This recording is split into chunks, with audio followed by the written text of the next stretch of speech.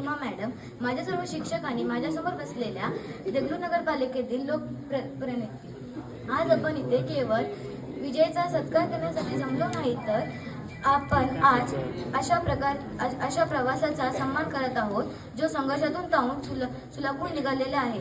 जबाबदारीचे ओझे राजकारणात निवडून येते ही केवळ आनंदाची गोष्ट नाही, तर ती एका मोठ्या जबाबदारीची सुरुवात आहे. निवडणूक जिंकल्यानंतर तुमच्या खांद्यावर खूप ओझे असते.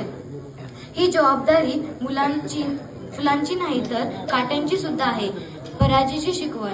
आज इथे उपस्थित असलेल्या सगळ्यांपैकी काही पहिले निवडून आले असतील तर काही अनुभवी असतील, पण प्रत्येक नेत्यातील आपल्या आयुष्यातील कधी ना कधी सर्वात खालचा स्थळ म्हणजे लोअर पॉइंट मिळाला असेल. मी असे म्हणते की जी गोष्ट पुस्तकून शिकू शकत नाही ती गोष्ट पराजय शिकवते.